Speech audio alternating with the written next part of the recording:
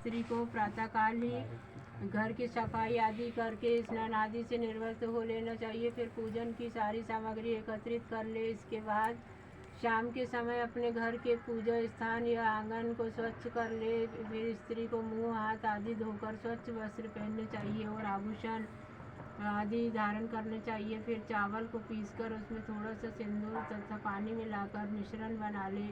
उससे दीवार पर करवा माता का चित्र बनाए। साथ में गणेश जी, सूर्य, चंद्रमा आदि देवी देवताओं के भी चित्र बनाए। साथ ही सुहाग की विभिन्न वस्तुएं जैसे चूड़ी, बिंदी, बिछुआ, दूध देने वाली गाय, करुआ बेचने वाली, कुम्हारन, मावर लगाने वाली, नाइन, चूड़ी पहनाने वाली, मनिहारन, सात भाई और उनकी इकलौती बहन आदि के भी चित्र बनाए जाते हैं। यदि आपको चित्र बनाने में कोई समस्या हो तो बाजार से करवा चौथ का कैलेंडर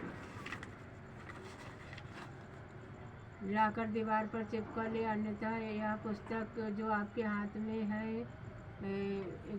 उसकी एक अन्य प्रति रख लेनी चाहिए, क्योंकि इस पुस्तक के आवरण पृष्ठ कवर पर भी करवा माता के स्वयं सिद्ध चित्र छपे हुए हैं जो अत्यंत प्रभावशाली हैं। फिर पीली मिट्टी से भगवान शिव तथा माता पार्वती के प्रतीक स्वरूप बना लेने चाहिए। वास्तव में माता पार्वती के पति भगवान शिव को अजर अमर माना जाता है, इसलिए उनकी पूजा करके माता पार्वती से प्रार्थना करनी की जाती है कि हमारे पति को भी लंबी आयु प्रदान करें। फिर लकड़ी का पटा रखकर उस पर पीले या लाल रंग का कपड़ा बिछा दे और उस पर उनके स्वरूपों को रख दे। मिट्टी के करवा में कलावा बांधकर जो और पानी भरकर रखे। फिर दीपक, धूप बत्ती आदि जला दे। फिर रोज चावल से पूजा करें और फूल आदि चढ़ाएं। इसके बाद में फल, मिठाई, मेवा आदि समर्पित करें। खांड या चीनी का बना हुआ करवा भी वहीं लाकर रख ले। यदि एक से अधिक महिलाएं एक साथ मिलजुल कर पूजन कर रही हैं तो सभी महिलाओं को मिट्टी का करवा और खांड का करवा अपना अपना अलग अलग लाना चाहिए। शेष पूजन सामग्री अलग अलग लाने की आवश्यकता नहीं है। फिर कोई एक महिला करवा चौथ की चारों कहानियों को पढ़कर सुनाए और शेष सभी महिलाएं शांति के साथ में सुने। इसके बाद में सभी महिलाएं मिलकर जोर का जयकारा लगाएं। करवा माता की जय, भगवान भोलेनाथ की जय, माता पार्वती की जय, भगवान गणेश की जय। इसके बाद में कपूर जलाकर आरती गाते हुए आरती करनी चाहिए। इसके बाद में अपने से बड़ी महिलाओं के पैर छूकर आशीर्वाद लेना चाहिए। रात को जब आकाश में चंद्रमा निकल आए तो उसे देखकर प्रणाम करना चाहिए और मिट्टी के करवा में भरे हुए पानी से अर्घ्य देना चाहिए। कई स्थानों पर चंद्रमा को चलने की ओर से देखने की परंपरा भी है। इसके बाद में अपने पति के पैर छूने चाहिए। घर में यदि कोई बड़ी महिला जैसे सास, जेठानी आदि हो तो उनके भी पैर छूना चाहिए। इसके बाद में व्रत का पारण करना चाहिए, अर्थात भोजन, जल आदि ग्रहण करना चाहिए। चीनी वाले करवा को घर की बड़ी महिला सदस्य जैसे सास, जेठानी आदि को भेंट कर देना चाहिए। इसे वायना देना कहते हैं। वह इसे खा सकती है। पूजन के समय चढ़ाए गए फल, मिठाई आदि को प्रसाद स्वरूप बांट देना चाहिए। इस प्रकार से यह व्रत पूर्ण होता है। यह व्रत करने से करवा माता अत्यंत प्रसन्न होती है और अति उत्तम फल प्रदान करती है। इस व्रत को करने से स्त्री के पति को लंबी आयु की प्राप्ति होती है।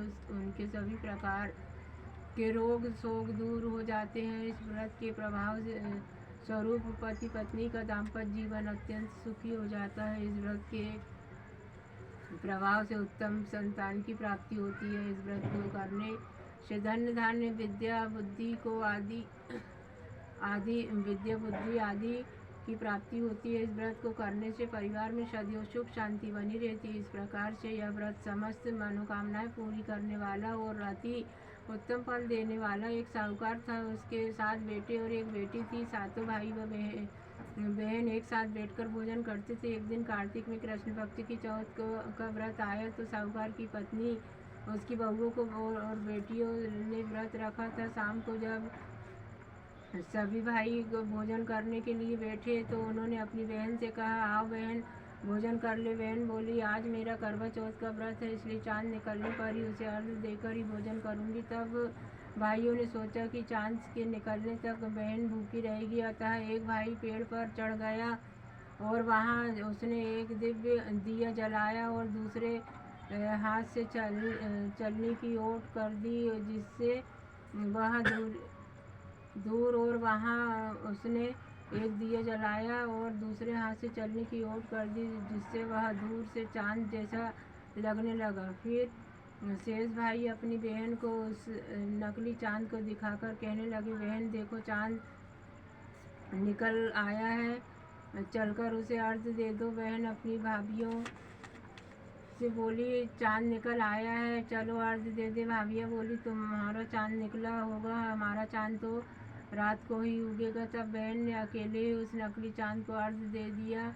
उसके बाद वह खाना खाने लगी तो पहले ही ग्रास में बाल आ गया, दूसरे ग्रास में कंकड़ आया और तीसरा ग्रास मुंह की ओर करते हुए उसकी ससुराल से संदेश आया कि उसका पति बहुत बीमार है, जल्दी भेजो। अपनी लड़की को विदा करते समय माँ ने कहा, रास्ते में तुम्हें जो भी मिले उसके पाँव लगना और जो कोई भी सुहागन रहने का आशीर्वाद दे उसके पल्ले में गांठ लगाकर उसे कुछ रुपए देना। बहन जब भाइयों से विदा होकर ससुराल को चली तो रास्ते में जो भी मिला वह सबके पाँव लगी। सबने उसे यही आशीर्वाद दिया, तुम 7 भाइयों की बहन, तुम्हारी भाई सुखी रहे और तुम उनका सुख देखो। सुहाग का आशीर्वाद किसी ने नहीं दिया। जब वह ससुराल पहुंची तो दरवाजे पर उसकी छोटी ननद खड़ी थी, वह उसके भी पाँव लगी तो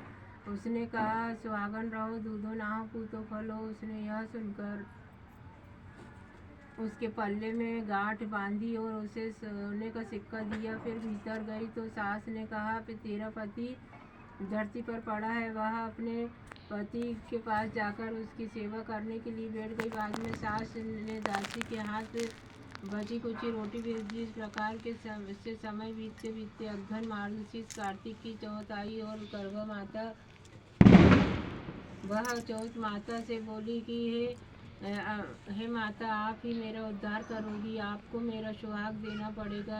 तब उस चौथ माता ने बताया, पूछ की चौथ आएगी, वह मेरे से बड़ी है, उससे ही कहना। इतना कहकर चौथ माता चली गई। फिर अगले महीने पूस की चौथ आई और वह भी यही कहकर चली गई। आगे आने वाली चौथ से कहना। इस प्रकार से माह फागुन, चैत, वैशाख, ज्येष्ठ, आषाढ़, श्रावण, भादो की चौथ आई और चली गई। फिर जब अश्विन की चौथ आई तो उसने बताया कि कार्तिक की चौथ ही तुम्हारा सुहाग वापस कर सकती है। वह आए तो उससे विनती करना। फिर वह भी चली गई। जब कार्तिक की चौथ आई तो बोली, भाइयों की प्यारी करवल, दिन में चांद उगानी करवल, व्रत खंडन करने वाली करवल। यह सुनकर वह चौथ माता के पांव पकड़कर गिड़गिड़ाने लगी, है माता, मेरा सुहाग तुम्हारे हाथों में है, आप ही मुझे सुहागन करे। तो माता बोली, तुम्हारे व्रत भंग कर देने से भगवान श्री गणेश जी प्रसन्न हो गए हैं और इसी कारण से तुम्हारे पति की यह गति हुई है।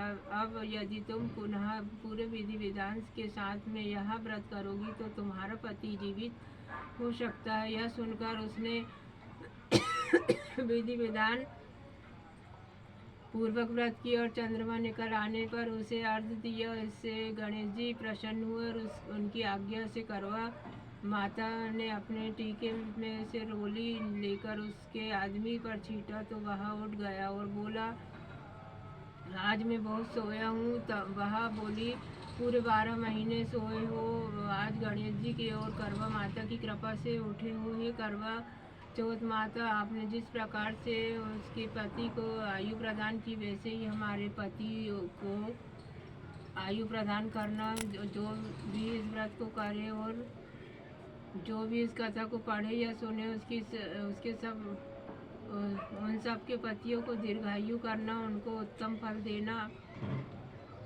एक बार पांडुपुत्र अर्जुन तप करने के लिए नीलगिरी पर्वत पर चले गए थे। इधर पर अनेक मुसीबतें पहले से थी और आज अर्जुन भी तब के लिए चले गए। इससे शोक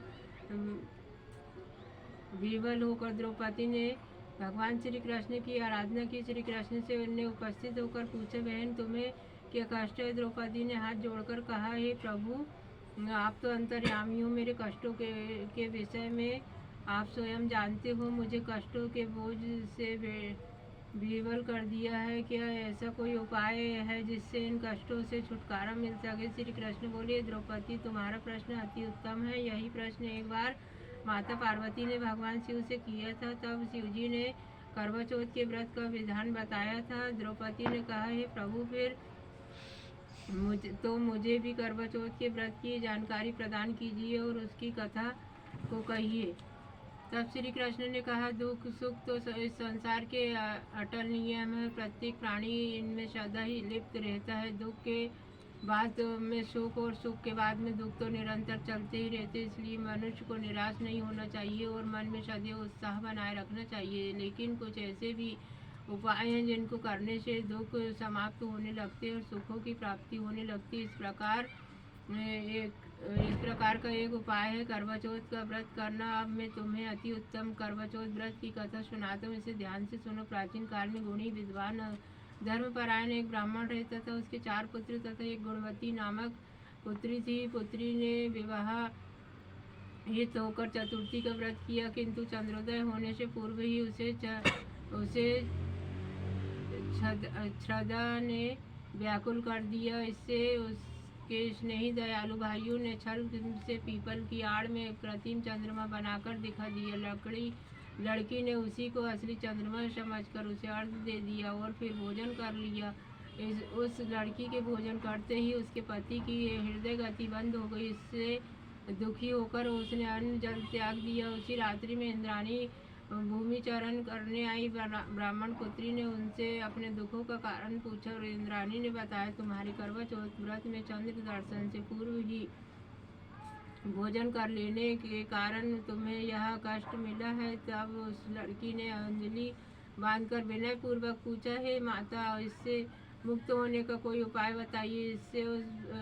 इस पर इंद्राणी ने कहा, यदि तुम विधि पूर्वक अगली करवा चौथ का व्रत करोगी तो तुम्हारा पति पुनर्जीवित हो जाएगा। कन्या ने ऐसा करने का वचन ही दिया था तो उसका पति पुनर्जीवित हो गया। इस पर कन्या ने वर्ष भर तक प्रत्येक चतुर्थी को व्रत किया और अखंड सौभाग्य को प्राप्त किया। इस प्रकार से कथा कहकर श्री कृष्ण ने कहा कि हे द्रौपदी, यदि तुम इस व्रत को करोगी तो तुम्हारा अर्जुन से मिलन होगा और तुम्हारे सभी संकट दूर हो जाएंगे। यह सुनकर द्रौपदी ने भी यह व्रत किया और इसके प्रभाव से उनका अर्जुन से मिलन हुआ और पांडव के सभी कष्ट दूर होकर वह सभी क्षेत्रों में विजय हुए। एक ब्राह्मण परिवार में 7 बहुएं थी। 6 बहुएं के मायके वाले बहुत अमीर थे, इसी कारण से ससुराल में उनका बड़ा मान था। परंतु सबसे छोटी बहू के मायके में कोई न था, इसी कारण उसे ससुराल में प्रताड़ित किया जाता था। वह अकेली ही घर का सारा काम काज करती, लेकिन फिर भी उसे कोई प्यार नहीं करता था और सभी उसे धुतकारते थे। तीज त्योहारों पर भी उसके मायके से कोई नहीं आता, इसलिए ससुराल के लोग उसे प्रताड़ित करते और इससे बहुत वह इससे बहुत दुखी होती थी। इसी तरह से उसके दिन कटते थे। फिर एक दिन करवा चौथ का व्रत आया, त्यौहार आया। इस अवसर पर सभी बहुओं ने के मायके से उनके छोटे भाई करवा लेकर आए थे, पर छोटी बहू के मायके में कोई था नहीं तो फिर करवा कौन लाता। सास भी छोटी बहू को ही खरी खोटी सुना रही थी। इससे वह बहुत दुखी होकर घर से निकल पड़ी और जंगल में जाकर रोने लगी। वहीं पर एक नाग अपने बिल में रहता था। वह बहुत देर तक उसका रोना सुनता रहा। अंत में वह अपने बिल से निकल कर आया और रास्ते में उससे पूछने लगा, बेटी क्या बात है, तुम क्यों रो रही हो? छोटी बहू बोली, आज करवा चौथ का त्यौहार है। इस त्यौहार पर सभी भाई अपनी बहनों के लिए करवा लेकर आते हैं, लेकिन मेरा तो कोई भाई ही नहीं। यदि मेरा भी कोई भाई होता तो आज जरूर करवा लेकर आता। नाग को उस पर दया आई। नाग ने कहा, बेटी तुम अपने घर जाओ, मैं अभी तुम्हारे घर करवा लेकर आता हूँ। इतना सुनकर छोटी बहू अपने घर चली गई। थोड़ी देर बाद वह नाग भी मनुष्य का रूप धारण करके उसके घर जब पहुंचा, उससे सास से कहा, हे माता जी, यह मेरी छोटी बहू, हे माता जी, मैं इस छोटी बहू का दूर का भाई हूँ। मैं बहुत वर्षों के बाद वापस आया हूँ, इसलिए यह अपनी बहन से मिलने आया हूँ। इतना कहकर उसने छोटी बहू को करवा दिया और उसके सास ससुर तथा अन्य लोगों को विभिन्न प्रकार से उपहार दिए। इतना अधिक सम्मान देखकर सभी लोग चकित रह गए। सास भी अत्यंत प्रसन्न हो गई। तब नाग ने सास से कहा, हे माता जी, मैं अपनी बहन को कुछ दिनों के लिए अपने घर ले जाना चाहता हूँ। तब सास ने प्रसन्न मन से छोटी बहू को उसके साथ भेज दिया। वास्तव में वह नाग भी सभी नागों का राजा था। वह छोटी बहू को अपने महल में लाया और उसे सारा महल दिखाकर बोला, हे बहन, तुम जितने दिन चाहो उतने दिन आराम से रहो, मन चाहा खाओ, मन चाहा पहनो। एक बात याद रखना, सामने रखी नांद का ढक्कन मत खोलना। छोटी बहू उस महल में आराम से रहने लगी, लेकिन नांद के बारे में उसकी उत्सुकता बढ़ती ही गई। एक दिन जब महल में कोई नहीं था, उसने नांद का ढक्कन खोलकर देखा तो पाया कि उस नांद में नागों के अनेक छोटे छोटे बच्चे इधर उधर रेंग रहे हैं। यह देखकर उसने जल्दी से नांद का ढक्कन खोल दिया, लेकिन उसकी जल्दबाजी में एक सांप की पूंछ से उस ढक्कन के नीचे दब गई। शाम को और आकर कट गई। शाम को जब नाग राजा वापस आया तो छोटी बहू ने उसे सारी घटना बता दी और अपनी गलती स्वीकार कर ली। नाग भी उसे क्षमा कर दिया। जब छोटी बहू ने ससुराल जाने की इच्छा की तो नाग राजा ने उसे धन रत्न आदि देकर विदा किया। इतना धन पाकर छोटी बहू के ससुराल के लोग अत्यंत प्रसन्न हो गए। तब छोटी बहू की ससुराल में बड़ी इज्जत होने लगी। उधर जिस नाग की पूंछ कटी थी, वह सभी अन्य सभी नाग से बंडा बंडा कहकर तंग करते। बहू के द्वारा नांद को ढक्कन उठाने और जल्दी से रख देने में ही तुम्हारी पूंछ कटी है। तब वह बोला, मैं तो छोटी बहू से बदला लूँगा। उसकी माँ ने उसे बहुत समझाया कि ऐसा गलती से हो गया था। छोटी बहू ने जानबूझकर कुछ नहीं किया, लेकिन वह नाग नहीं माना। एक दिन वह नाग चुपचाप छोटी बहू के घर में जाकर छुप गया और मौका पाकर उसे काटने का सोचने लगा। तभी वहाँ पर छोटी बहू तथा उसकी सास आई और आपस में बातें करने लगी। और सास से पूछा, बहू, तुझे सबसे प्यारा कौन है? तब छोटी बहू ने कहा, मुझे तो बंडा भैया ही सबसे ज़्यादा प्यारा है। बंडा ने जब यह बात सुनी तो वह अपने मन में सोचने लगा, जो बहन मुझसे इतना प्यार करती है, मैं उसे ही काटने आया हूँ।